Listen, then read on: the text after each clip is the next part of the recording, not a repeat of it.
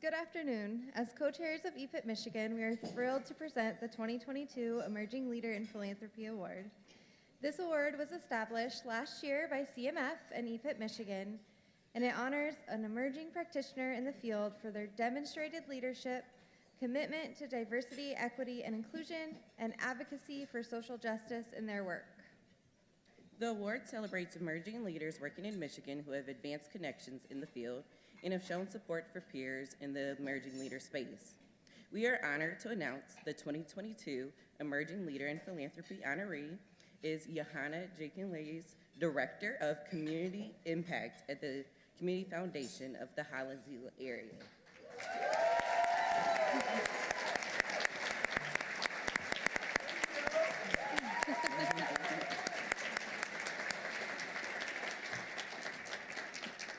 In her 2 years of service at the Community Foundation, Yah-Hanna has emerged as a dedicated leader and has remained steadfast in lifting up the many contributions of women of color to their communities. She is devoted to forging critical spaces for women, Black, Indigenous, and all people of color to thrive. Through her leadership in founding Women of Color Give, Yah-Hanna has connected women together with a focus on philanthropy. She is a champion in centering the voices of those most impacted by inequity. On behalf of all those she serves and our community of philanthropy, we are grateful for Yah-Hanna's outstanding commitment.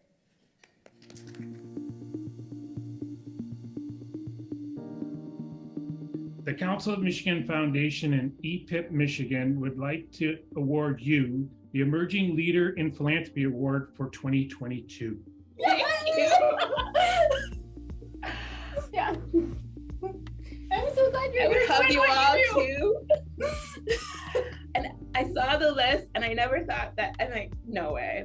Congratulations, Yah-Hanna. We are so excited for you to be honored in this way, and the work that you have done here at the Community Foundation of the Holland-Zeeland area, and the work that you have done throughout your time in this community, especially with building the space and the community that Women of Color Give is. We're just overjoyed to see that work recognized and celebrated. It's the best work that philanthropy can do, and I am just so grateful that you have chosen to bring your presence, your gifts to our community in this way and to our state. And I'm excited for others to know about the incredible work that you're doing, and I can't wait to see what you're going to do next. Hi, Yah-Hanna. When I learned that you were being chosen for the CMF award, the Emerging Practitioners Philanthropy Award, I learned that it was for somebody who embodied and demonstrated leadership, as well as commitment to diversity, equity, inclusion, social justice, all of that while encouraging and being supportive for your peers in the same space. I smiled. I don't think you're emerging. I actually think that you embody this work, and I think you do it because it's just who you are. It's in the way you live, breathe, and have your being. And to be honest with you, I think the rest of us are actually having to emerge all to keep up with you, and rightfully so.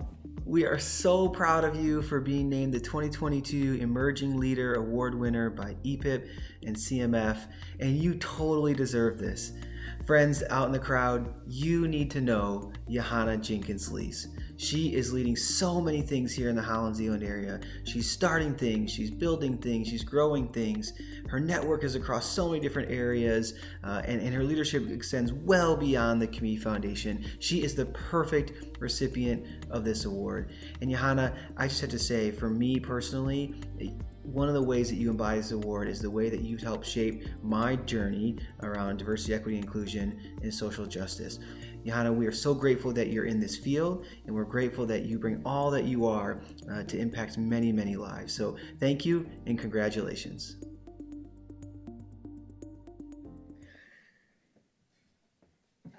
I am a hot mess. I am crying. I am sorry. I think I've got some things here to say.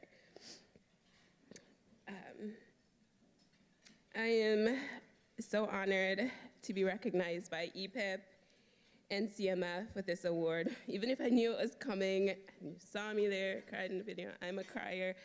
But West Michigan isn't my home, and just as it just keeps getting closer and closer to feeling like home, and I'm sorry. So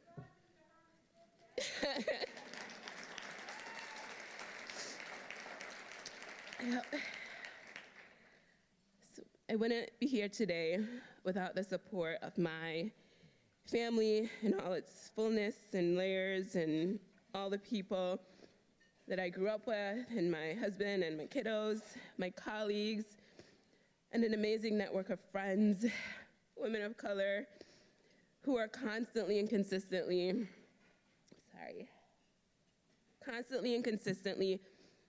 giving of their 5 T's that we heard of yesterday: their time, talent, treasure, testimony, and ties, to mold and make this community into one where all can and are thriving. When I moved to West Michigan, I was inspired by the philanthropy that echoed from every room and space I was in. I was also frustrated that formal philanthropic spaces and conversations often excluded the voices and experiences of Black, Indigenous, community members of color who have rich traditions of giving for the good of humankind. As a child growing up on the small island of St. Kitts, I saw and learned from my parents and elders the importance of serving and giving. We had partner hand or susu as a mechanism of investing and coming around each other in times of need. I saw what love looked like in how we showed up for each other and alongside each other, as well as in how we pursued more just systems and outcomes. And sometimes, yeah, I feel like an imposter in this formal philanthropic space, but I'm grateful for the allies and partnerships and friendships I found in West Michigan, specifically in Holland, where I live. The Community Foundation of the Holland Zeeland area, motivated by their commitment to advancing equity, heard the vision of Women of Color Give and willingly stepped in to partner as a host institution. I'm so grateful to be a part of an organization and team leaning into the work of investing in projects, programs that address inequities, partnering more intentionally with BIPOC-led institutions, and influencing conversations in the larger philanthropic landscape toward building more equitable solutions to some of our community's most pressing needs. So to close, I just want to encourage us all to consider, as we heard last night as well, what systems are we upholding? How are we complicit in perpetuating systems of extraction and oppression? What tables are we willing to flip in our pursuit of real and lasting change?